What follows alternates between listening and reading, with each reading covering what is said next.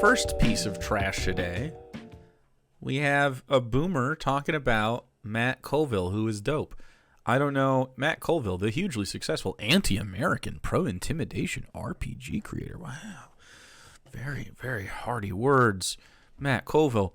I wonder why Matt Colville video came out 3 days ago. I know why. So this guy is a slime bag, and he is making a video about Matt Colville because Matt Colville is putting out videos because he is launching a brand new RPG. It looks dope. If you want to watch something about that, watch Matt Colville's channel. If you play any D&D or anything, you probably already do. This video is not necessarily about D&D, but the Diversity and Dragon guy, just one dragon, showed up to do this. He's very mad at Matt for something. We'll see. VIP tickets. Well, I've been thinking VIP. Wait, did I miss like more words? I had VIP tickets. Wow. Okay. He's mad about the VIP. That's the stinger? Whew, scathing. I've been thinking about doing this video for a while. After all, Yeah, but I had to wait until Matt Colville would be in the news for something.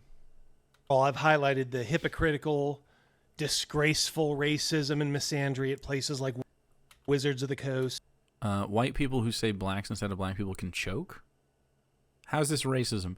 And this is why you will not ever catch me going to a white person's house for the holidays. Paizo, Hilarious. and Green Ronin. I had not gotten to MCDM Productions, but with the release of their recent campaign on BackerKit for their new role-playing game, maybe now's the time to talk about the face and the brains behind MCDM, Matt Colville. Yeah. Maybe it is the time. Just saying it out loud. Just like, yeah, now is the time that I should talk about this. Exposing. By the way, I'll give you my thoughts on their campaign, which is now over $2 million Success! I'm one of them. in just the first couple of days. A great success. If you stick around to the end of the video. Dude, what is this tone? It makes me want to fucking turn it off. I need to speed them up. Like the music back here is like, ugh, all this blue everywhere is blowing my eyes out. Didn't he say he didn't play D&D? Why does he care? No, he said he does play D&D, I thought. Maybe I'm wrong. Maybe they said they stopped. I don't know. All right, so this video is a little complicated because in a few ways, I think Matt's actually worse than some of the folks I've highlighted. Depends. Are white people going to stop saying that people of color shouldn't be in fantasy settings because realism? I don't understand what's wrong with this. In regards to unhinged, leftist political nonsense. But in other ways, he comes That was across unhinged, as I kind of guess. normal. Matt is undoubtedly an old-school tabletop gamer, but he has also worked in the video game industry at Turtle Rock Studios. He started to blow up on YouTube in 2016 in the afterglow of Critical Role and is tangentially associated with those folks, having written some stuff for the Vox Machina comic series and the Tal'Dorei campaign setting. He started doesn't even really know how to say those words. to get successful in the tabletop RPG world by producing fairly well thought of third-party material for D&D 5e, such as Strongholds and Followers. Fairly well I thought think of. Matt would admit his politics are pretty left-wing. He is out in Los Angeles after all. But unlike many in that crossover realm with RPGs, he has never disavowed Gary Gygax. In fact, he's made it known publicly how much he appreciates the founders of the game. And in an era where Gary gets ridiculed as problematic and just an old white man by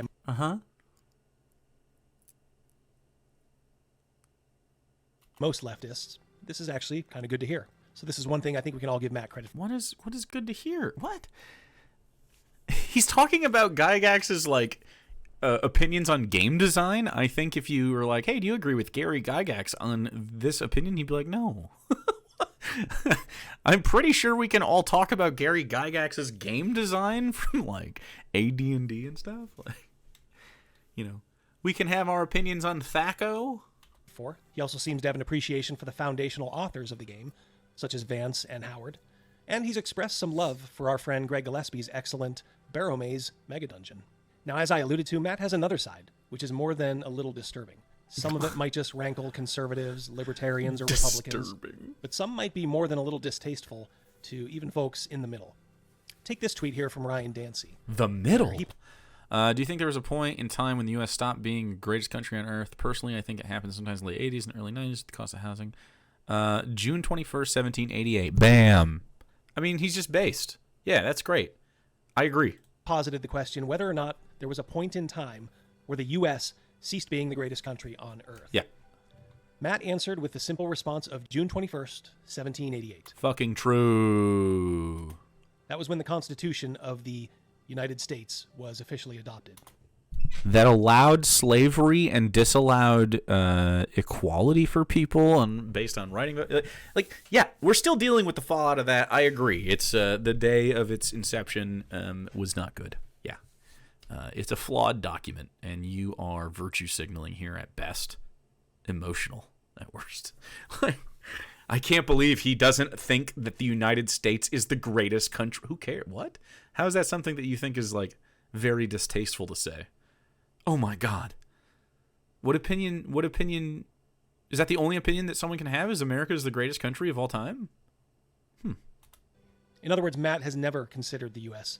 the greatest country on earth. Correct. I would beg to disagree, Matt. Okay. That's it? It's the whole thing? We're not going to make an argument for why. We're not going to engage any of that. Just, nope, I disagree. Cool, dude. Virtue signal. I would just ask Matt, which country was the greatest? The U.S. is far from perfect. Uh-huh. And we are in a downward trend, but we're partially there because of attitudes like that. We're there because, okay, so your opinion is America is declining because people have criticisms of America. Wow. What a thinker. Having criticisms of it causes the decline of it. Do you think the criticisms we have of it, as we discuss the decline of the country, we criticize those elements of decline, right? Economy, housing, healthcare, etc. The way the government works, all of it. Interesting. When people have like legitimate disagreements with this guy, he hand waves it. He's just like, it's just your woke garbage. Well, address the woke garbage. What is woke about disagreeing that the country that he lives in is not the greatest country of all time? He doesn't believe that this country has lived up to its potential. He doesn't agree that this country is somehow a paragon among other countries. And I agree with Matt. It has been bad from its inception. It's filled with blood and violence and disgusting racism and like worse things. Like it's so insidiously evil, this country. And it has been for some time, unless you are fortunate enough to look like the three of us, me, Matt, and I forget the boomer's name. Jake, a valid argument. However, you're not looking at the camera, so I disagree. Oh, fuck. People who hate this country, but still insist on living here. Insist on living here. We were born here. We don't have citizenship in other countries, man. If I could move to Canada without any problems, I would fucking drive across the bridge today. Like, are you serious? There's lots of people that would leave. Pay me to move, right? Like, it's not free. If we actually had freedom, we would have a lot more resources towards relocation than we do. But yeah, this is a lazy argument that you could make if you weren't a very good thinker. Yeah, someone just leave the country that you were born into. Disagree with any of the steps that you have to take to get out of the country to move to a different country, any of the money that takes, or resources, or time, or intel, just understanding that you know the processes that you have to get through that. Yeah, just lazy, not even a critique, just a boomer ass mindset, man. If you don't like it, then leave. My house, my rules, type shit. I hope you have a fantastic day. Stop whining. Purple Nickel, give one a Spongy Lord. When people have valid disagreements with you and you disagree with, and your big disagreement is, well, then just leave. I mean, you're throwing a tantrum. Even if you're being calm and quiet, just leave then. Fine, then just leave. Like, fuck off. It's emotions. Now, something I really don't like in people is sanctimony and false humility. Literally what you do. He's literally sanctimonious and has... Come on. You really? This tweet here captures the essence of both, where Matt is talking about all the opportunities he had. Imagine that opportunity in America for someone who's good at their job. I got to work as a designer or writer on official games based on Dune, Star Trek, The Lord of the Rings, and Blade Runner. Jesus, I got fucking lucky with this shit. Most of my favorite things, and they were all fun to work on. There's some enormous fucking privilege there. In a just world, I would have been competing for these jobs against way more and more diverse people, and one random white asshole would not have gotten all these gigs. I think this is a reasonable thing to think, because a lot of people were kept out of these job markets because they didn't have exposure to them. They didn't have the, ability to get here because of, various factors. And white people that come from, enough money to go get an education in something, typically have had the upper hand economically in this country for a long time. And you can see why. I have no idea how you can disagree with this. Literally just extrapolate 2, 3, 4 generations and just think about it. Think about 4 generations ago. Your parents, their parents, and their parents before. Up to your great-grandparents. What were your families doing? And if you look at every single human that lives in America and you go back just 4 generations, what you'll find is that most white people, pretty much the same. A lot of white people work in the same fields or similar fields. Some people branch out, but, there's a family tree that sort of follows this particular route. Farmers will beget farmers and factory workers, and, it typically, has you'll see some people, black sheep of the family to do something weird, but for the most part you can expect it. If you look at minority families in America, a lot of times they won't have been here for 4 generations, so you don't have a lot of financial generational wealth built up in this space. A lot of people who were here 4 generations ago, the great grandparents of these people were not treated equally. Neither were the grandparents, and possibly even the parents, depending on what age you are. So I mean, how can you expect anyone in this country when in 1968, which was 20 years before I was fucking born, my mom was going into middle school, in the middle of middle school, when black people got the Civil Rights Act passed. I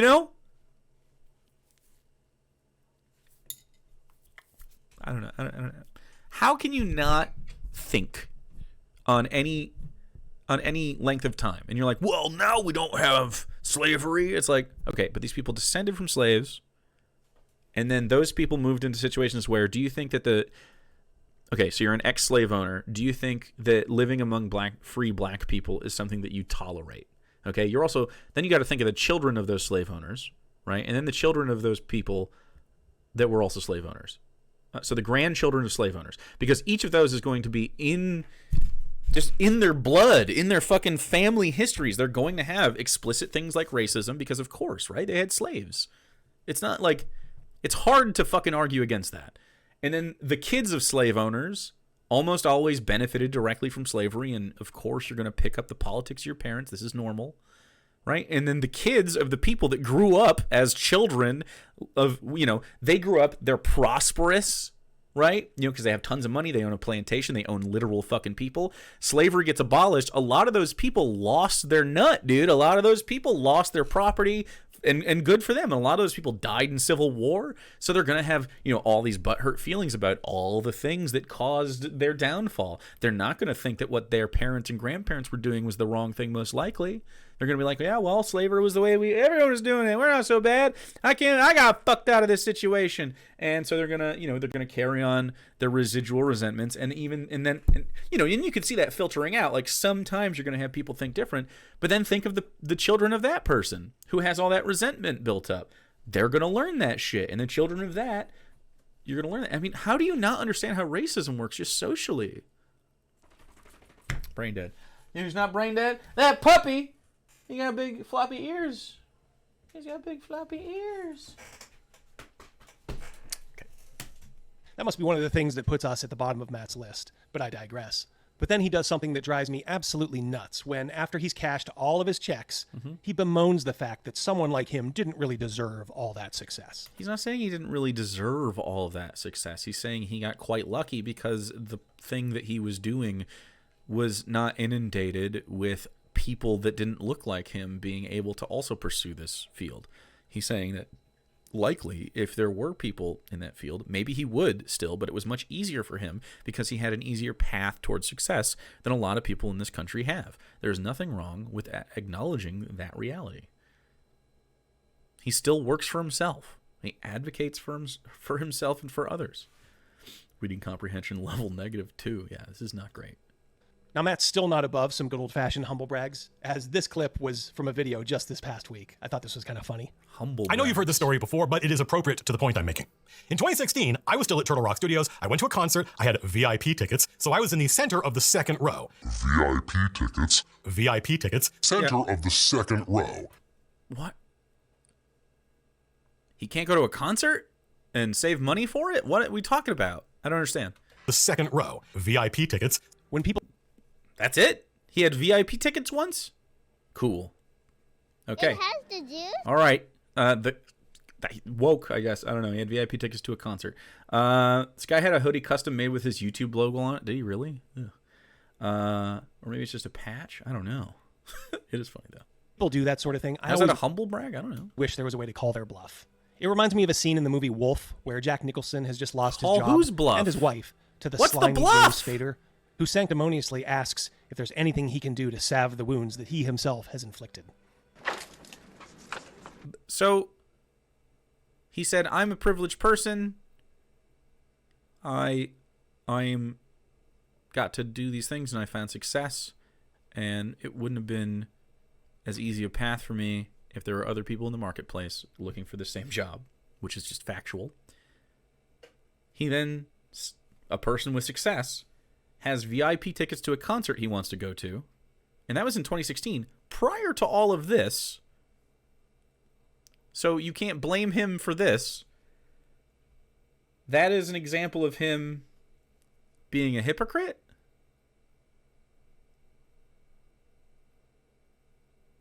Yeah, what does he think concerts are?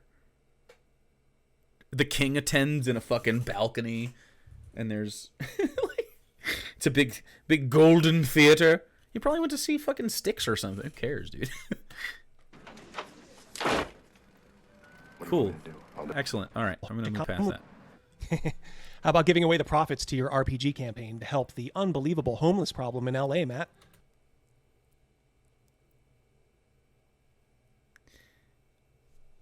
I fail to understand how it is an upper middle class LA game designer's job to solve LA homelessness with his personal funds because he has a successful Kickstarter. What? Hello? He's really into prog rock? Well, I don't know. Is King Crimson prog? No, that's not. That's like jazz, isn't it? I don't know. I'm trying to think of something a little old school, but also prog that he would like. I don't know who he's going to. I bet you'll clear a few million.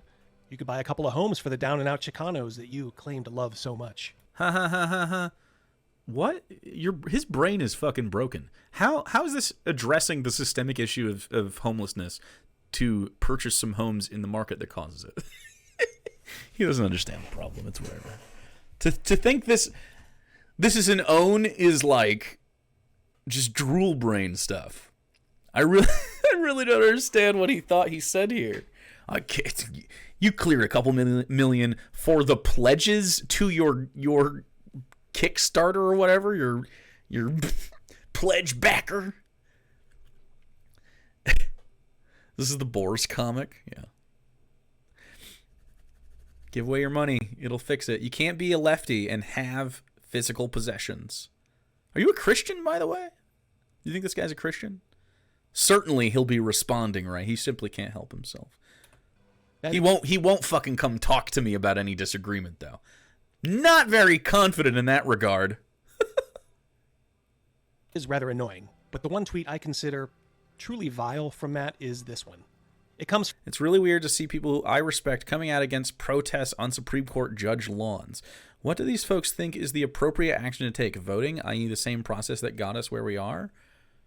Yeah. So you said that when Matt Colville said that the day that the Constitution was signed was a bad day, and then you disagree with the ability to peaceably assemble? Like, I have suspicions about what you like about the Constitution, my dude. It's from when the Supreme Court kicked a law that... Yeah, this is just an ad for Matt Colville being based. Agreed was troubled, Roe v. Wade, back to the states. Yeah. There was, of course, outrage and tantrums from the likes of Matt and his leftist pals. Rightly so, when you consider the millions of women who died in back alley procedures over the last year. Oh, wait. That didn't quite happen, did it? Sorry. There's literally like he made this 3 days ago. There's a case in Texas right now. Texas Supreme Court ruling against a woman trying to get an abortion for medical purposes, of course. Sought abortion hours after she says she'll travel out of state. They're trying to stop her from doing that. A Texas woman whose fetus has a fatal diagnosis and who is awaiting a decision from the Texas Supreme Court about whether she would be allowed to get an abortion procedure on Monday, said she has decided to leave Texas to get the procedure. Kate Cox, a mother of 2 who is around 20 weeks pregnant, found out just after Thanksgiving that her developing fetus has trisomy 18, a fatal diagnosis.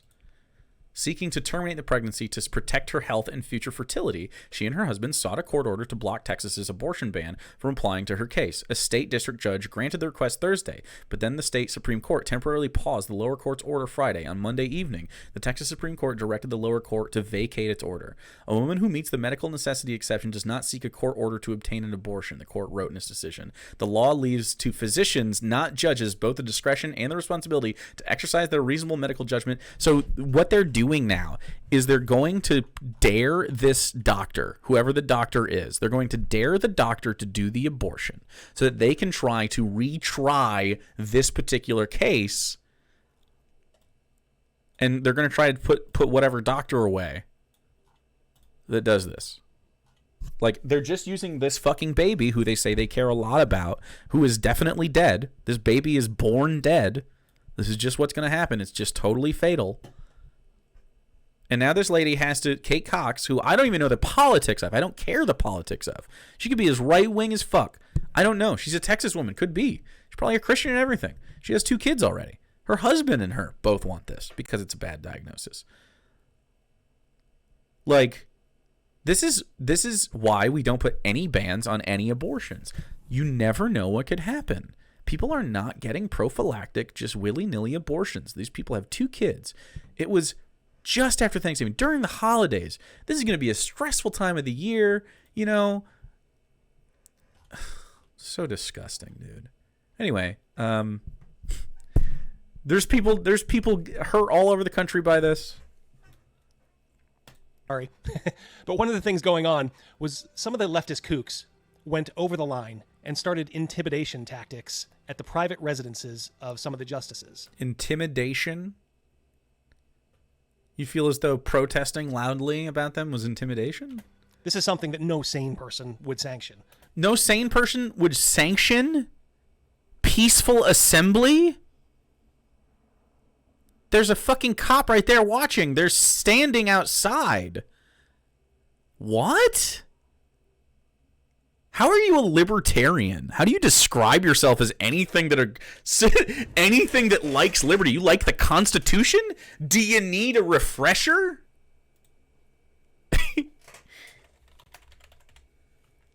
Do you need to understand? Here you go. Here's the Constitution. The First Amendment provides that Congress makes no law respecting religion or prohibiting its free exercise. It protects freedom of speech, the press, assembly, and the right to petition the government for a redress of grievances. Yeah, I mean, eat ass, dude. I thought you said you liked the Constitution. What a fucking cuck, dude. You are a cuck. Look, I dislike AOC as much as anyone on the right. Oh my God, you're so fucking obsessed. Bringing up AOC for some reason? You have brainworms. Does your wife watch these? This guy has fucking brainworms. Nobody should ever be bothering her or anyone else at their residence or in their private lives. But old Matt doesn't believe this. For you see, extremism in the defense of extremism. It's not extreme. If AOC does something that you believe is bad, you and your friends can peaceably assemble. You and your friends can peaceably assemble to say, AOC bad! And you have hold up a sign. What you do instead on the right is plot to abduct people like Governor Gretchen Whitmer, who fucking rocks, by the way, who's been doing a great job. and then you admit that you're a fucking right-wing lunatic and you all go to prison. Surprise. Is no vice to him. This tweet defending that tactic is really loathsome. Wow. Something he should hang his head in shame over. Oh, man. Oh, it's very shameful. Very shameful to agree with the freedom of speech. He like it if people started showing up on his lawn and screaming at all hours of the night. So Matt Colville has civil protections against this type of harassment. A government official does not. Like, you can peaceably... If it was one person, then it would be just harassment, right? But if you have groups of people en masse protesting a particular, whatever it is, you can do that. Absolutely. This is protected under free speech. Matt Colville has not been elected to MC. I mean, maybe internally elected to some position in MCDM, but like he has not been elected by the populace. It's a private company. Like, really, really disgusting. Matt, of course, has a healthy you're case such of a fucking precious baby. This is disgusting. Fuck, dude. You're so easily offended. What a fucking child. derangement syndrome. You probably could have guessed that. Derangement. You have derangement syndrome. You are deranged about Matt Colville's very soft takes here. Though I must confess, I snickered at this one here. In 4 years, you'll hear folks on TV agree that before they tape, they were basically tied, but Hillary already enjoyed a comfortable lead. Woof. On gambling sites, she'd be a prohibitive favorite since the beginning. I think there was like 30 seconds at the end of July where Trump was ahead by polls. Yeah, it didn't age well, but like, we all know why. Oh no, I can't believe he thought Hillary Clinton was going to win. Where, as only Can't a Los believe it, Angeles dude. liberal could, he was already writing Trump's political postmortem before the 2016 election. Tough. I bet Big Trump. that sushi didn't go down so well on November 9th back in 16, did it, Matt? Sushi? What sushi? So, is it because he's from LA? You think he eats sushi? Don't you live in Florida? You eat sushi in Florida? Hello? You haven't eaten sushi? He also seems to have a general dislike of Republicans, as you can see here. Well, yeah, Republicans suck. Not super happy retweeting the Lincoln Project. Their only problem with Trump is that he's an openly sexist white supremacist. They'll all be perfectly happy to support the next GOP shitbag who comes along and wants more African Americans in jail, more inequality. I agree with that. Yeah. That is exactly what they want. Yeah. You literally argue for this stuff, man. But I'm sure he'd say that those are just those darn flyover country Republicans he hates so much. Nope. The ones out in LA are the good Republicans because, well, half of them vote Democrat anyway. There aren't good Republicans. And of course, he throws in the odd virtue signal about men. Am I right? There's more, but I think that captures Matt pretty well. I doubt he'd have much to offer in rebuttal. These are his words, after all. Wow. You'll, of course, have to decide whether or not you're supporting MC. What is wrong with men? Tweet deleted. I don't know, man. Do you know what the tweet was referencing? CDM in the future based on this. In a recent live stream, we made our own list of some of the major companies that are giving into or holding strong against leftism and identity politics, Cool. which are swarming our institutions. There's a link to download the list in the description of this video. And A link to download the list of places not to visit?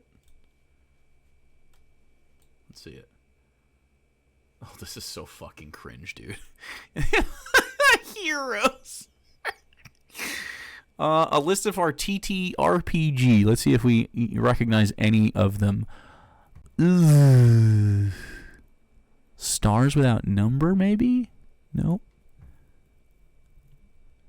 I don't recognize any of them. Cowards. Traitors. Wow, a lot of traitors and villains. You can't do anything. There's just a little tiny, little itty bitty, some heroes. Cowards, traitors, and villains. This is so fucking cringe. Aw. It looks like he used GeoCities. It's just a Google Doc, but it still looks like GeoCities, like a little site. I'm surprised there weren't like blinking GIFs on the sides. it will be a living document. We've only just started it. Wow, a living doc. So take a look and see where we put MCDM or some of the other companies that you may be familiar with. And let us know in the comments below if you agree or disagree.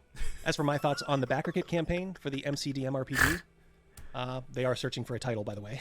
It seems like they're purposely setting themselves out of the old school arena and leaning into the really heroic fantasy of 5e. In that respect, I think the game will end up hurting the next edition of D&D, perhaps even right from the outset. You think it will hurt D&D? Despite this game not being available to compete with the next edition of D&D when it does drop. More on that in a moment. People probably are starting to realize that they don't necessarily have to swap D&D editions and can keep playing 5e. In fact, I noticed Matt made a video this week where he pretty much said just that. Gee, I wonder if he would have an ulterior motive for saying that. I wonder if you have an ulterior motive for covering this in the moment. Why do all rightoids have enemy lists? Because they're psychos. I don't know. I don't think about that. Like, this is so crazy. Buy the D&D thing or don't. I don't care. Like, nothing Matt has said on any of this has been egregious. This has just been him whining. I think he's just jealous. I literally think he's just jealous of Matt Colville. Wizards of the Coast left this door open when they hedged their bets and decided not to monkey around too much with the 5e rule set in the updated edition forthcoming. That's a decision that could cost Wizards of the Coast in the face of growing competition. So, in this regard, I don't think the new game from MCDM is any real threat to the OSR. I think you're looking at two entirely different customer sets. Now, is there a place for a game that's sort of blasé about the tenets of old school games? Like, it's not an old school game. It's a cinematic fantasy game that looks dope. I actually backed it, so we're going to see what happens. So the tenets of it is you can play however you want. It's just how the battle system plays, and it seems fine. We'll see if it's a viable option. It doesn't matter. You can still roleplay with any system. Dungeons and tomb raiding, and leans much harder into super-powered characters. Well, don't believe me. Just look at how much they've raised so far. It's raised over $2 million in just the first couple of days. Mm-hmm. So obviously there is a market for it. I remember Matt saying in an old video that he really liked 4th edition and its tactical, almost tabletop miniature style. So it isn't really a surprise for me that their game seems to be heading in that direction. Apparently the players never miss in combat in this game, which is going to use 2d6, perhaps modified by... Die 6. Oof. You gain resources in the game as you play, so the battle gets more epic as they go, no slog. Yeah, this seems interesting. Another game that plays similar to this, Die 6. I've never seen anyone say Die 6, but that must be an old school thing. It's a 2d6 success, how much do you succeed type situation. Feels like playing a video game. It might be. It might feel bad. I don't know, but it looks like it might be pretty cool in the fights. Specifically because the fights in D&D do slog a little bit sometimes, and it's usually on the DM specifically to make them more interesting as time goes on. I like both the idea of fights getting harder because, you start with more energy than you have, but I also like the idea of gaining them as you go, so that the fights get more dire. So it feels more like a Dragon Ball Z fight or something, or, it feels more like the stakes raise as the fight goes on because everyone's power goes up. That said, you also level up as you go. It looks really cool. It sounds great. A lot of the design is really interesting. I really like, and the initiative system is that the players and the enemies are sort of like, think of it like chess. So there are mechanics to decide who goes first and whatever. I assume it's combined dice rolls. But the heroes, essentially, you pick who goes first, and then the monsters go, and then you go, and then monsters and you go. And so it makes it very tactical, and it encourages people talking to each other about combos and stuff, because you can do a lot of different, like, you can move the pieces around a lot more. It's much more dynamic. So it seems like it's going to be a cross between some other RPGs and D&D, and it still seems like it fits the role pretty well. I don't know. I think it's going to be good. A little chess, a little D&D. It seems like it might be more dynamic. So I'm very interested in trying to play it. I backed at the beginning of this. Party-based JRPG? No, not like that at all.